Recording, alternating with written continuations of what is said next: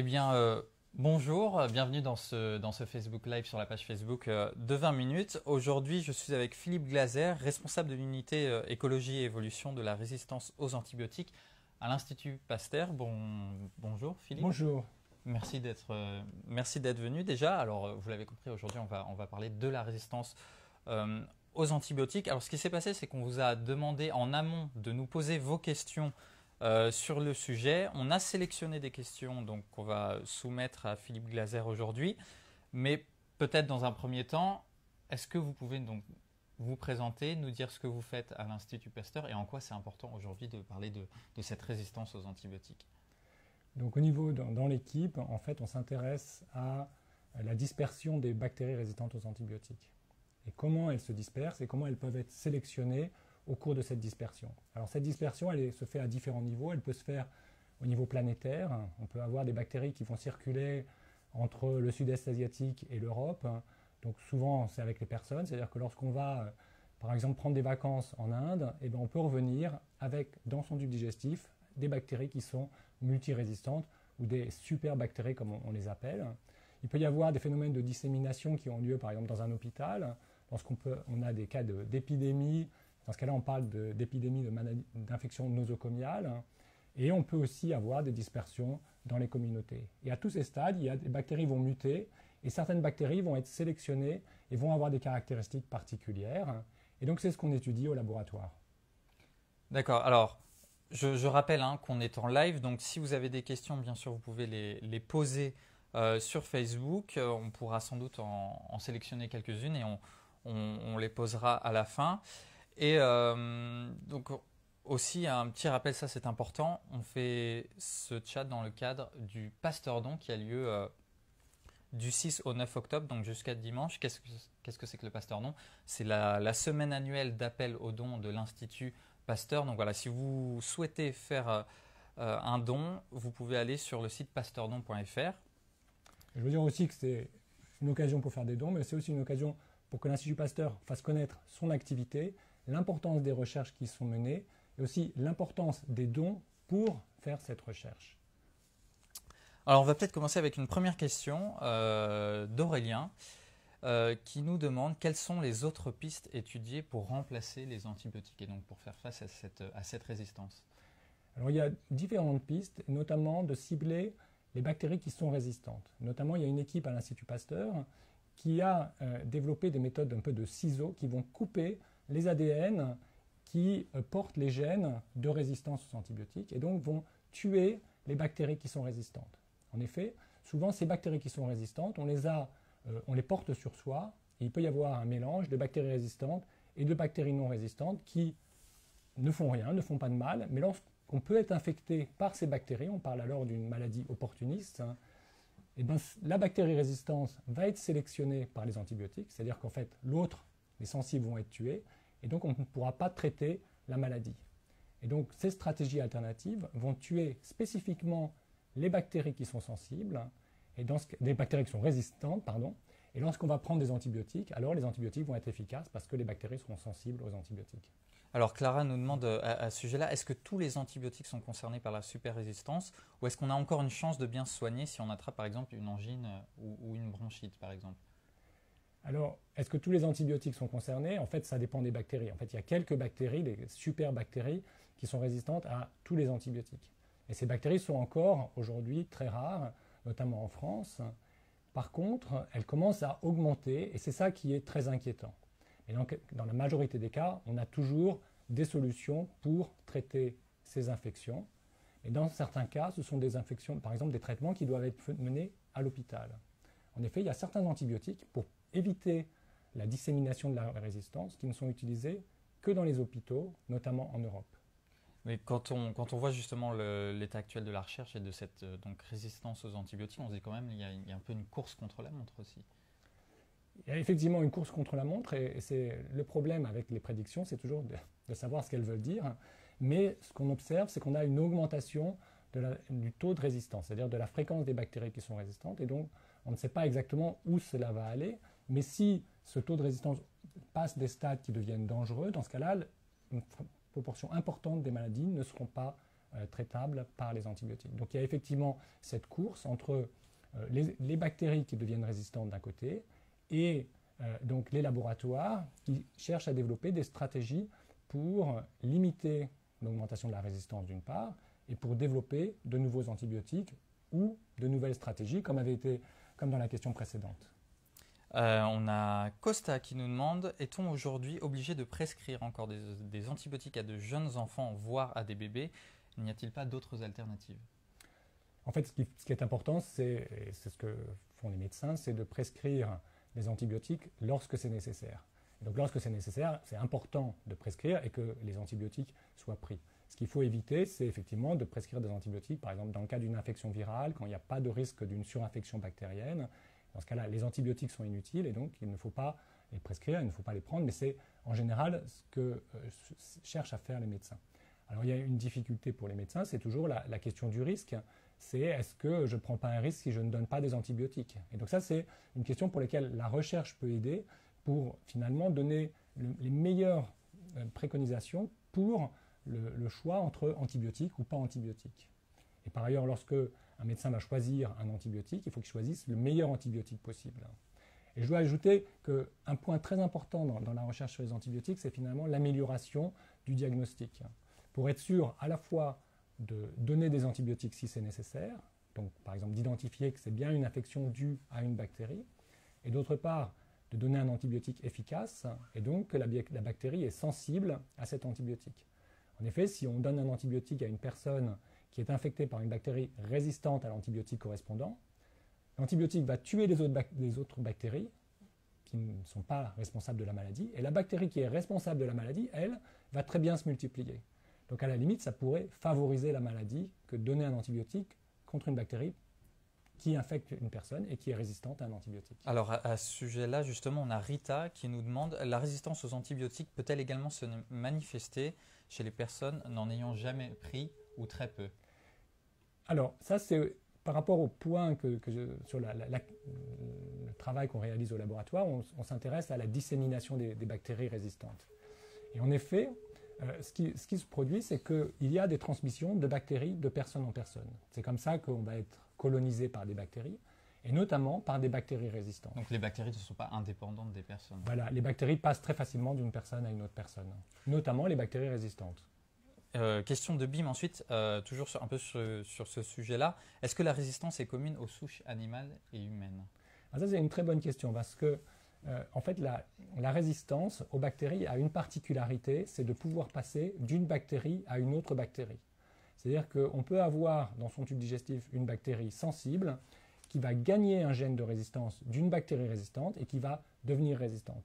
Et donc, chez les animaux constituent un réservoir de gènes de résistance qui peuvent être transmis entre les bactéries qui sont plutôt associées aux animaux à celles qui sont plutôt associées à l'homme. Par ailleurs, il y a aussi des transmissions de bactéries entre les hommes et les animaux. Alors, vous avez rappelé qu'il y avait des alternatives, dont la phagothérapie, qui consiste à utiliser des sortes de virus-bactéries, donc des ennemis naturels des bactéries. Et à ce sujet, il y a Charlie69 qui nous demande, est-ce que cette alternative-là a un avenir? Est-ce que les laboratoires pharmaceutiques s'y intéressent vraiment? Alors, la phagothérapie date de l'ère pré-antibiotique, notamment ça a été découvert à l'Institut Pasteur. Et ensuite, les antibiotiques ont eu un tel succès, étaient tellement efficaces que ça a un peu éclipsé la phagothérapie.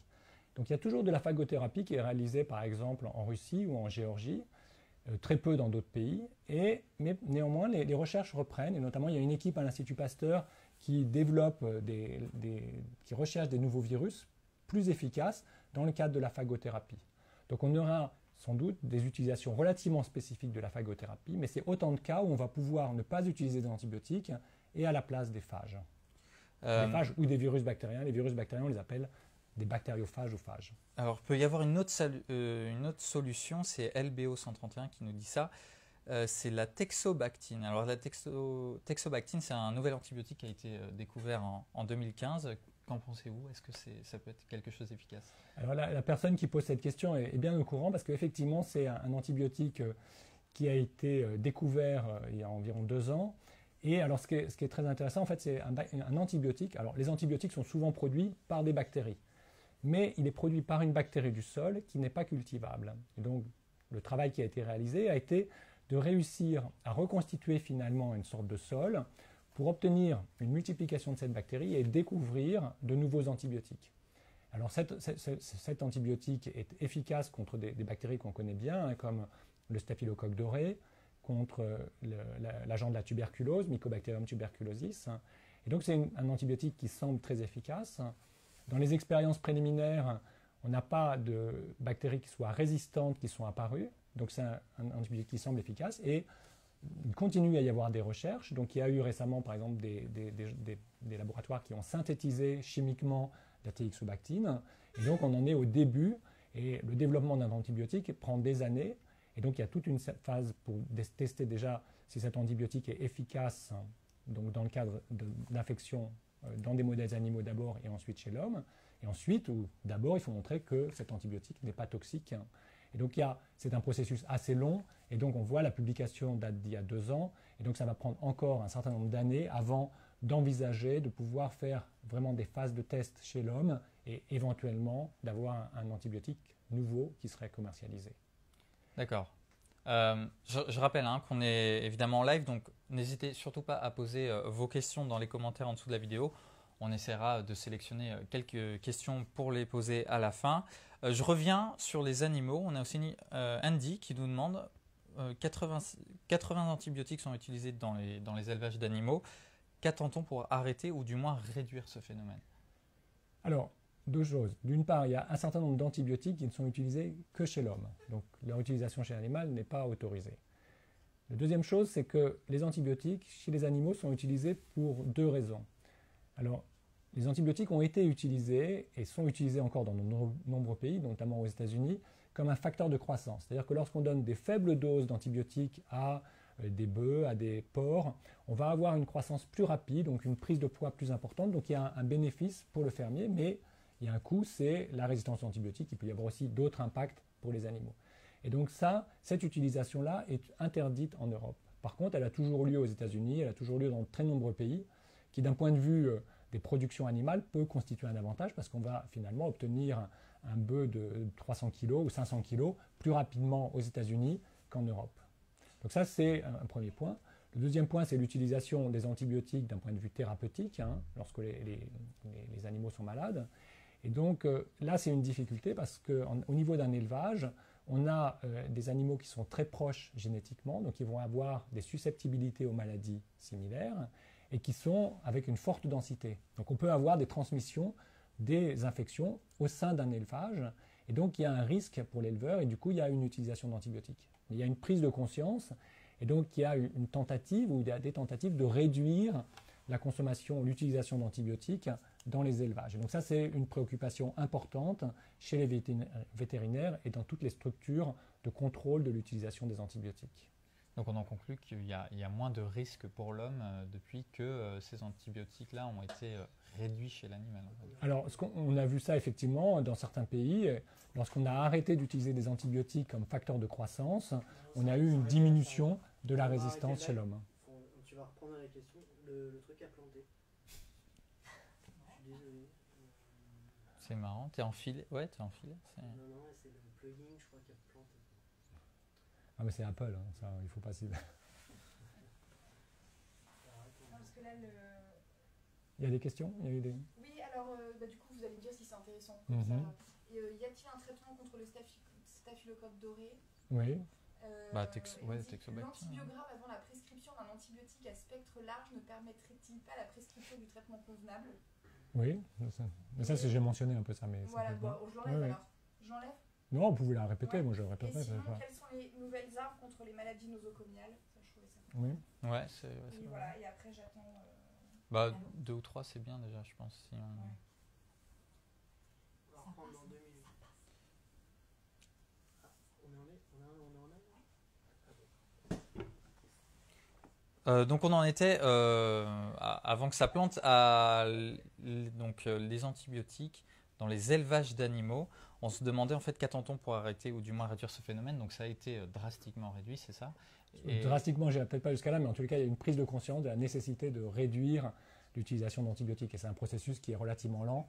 De la même façon qu'il doit y avoir des messages qui sont passés auprès des médecins, c'est la même chose vis-à-vis du monde vétérinaire et du monde de l'élevage. Et donc, il y a quand même donc, moins de risques pour l'homme grâce à cette prise de conscience quelque part. Il y a moins de risques. On ne peut pas vraiment dire ça parce qu'il y a toujours une augmentation du taux de la résistance aux antibiotiques, de la fréquence des bactéries qui sont résistantes. Mais sans doute que cette augmentation est moins rapide que ce qu'elle aurait été s'il n'y avait pas eu cette prise de conscience. On a une question un peu plus pratique de Pierre qui nous demande le fait d'utiliser des gels désinfectants qui éliminent 99,9% de bactéries participe-t-il à rendre les bactéries très résistantes?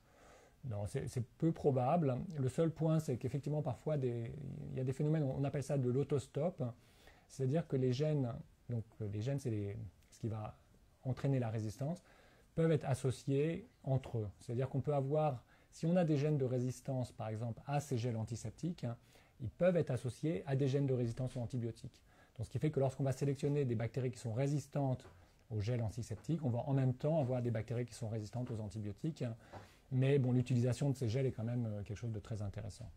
Et enfin, on a une question des gestes qui nous demande tout simplement, doit-on refuser les traitements aux antibiotiques? On a rappelé déjà les bonnes pratiques, mais là, est-ce qu'on doit les refuser, ces traitements? Non. Donc là, je pense que le point, c'est en fait, ce qu'il ne faut surtout pas, c'est faire une pression sur le médecin pour avoir des antibiotiques. Et donc ça, c'est ce que disent souvent les médecins, c'est qu'il y a une certaine demande de la part des patients d'avoir un traitement antibiotique. Et donc là, c'est ce qu'il faut éviter. Mais par contre, si on a un traitement antibiotique qui est prescrit par un médecin, normalement, c'est à juste raison. Et donc, il faut suivre ce traitement. Et ce qui est important et ce qui est répété par les médecins, c'est que le traitement doit être pris en entier. C'est-à-dire que même si on est guéri, on doit terminer le traitement, le nombre de jours qui ont été prescrits par le médecin. Voilà, écoutez votre médecin, c'est ce qu'on retient. Il y a une question qui nous a été posée dans le live.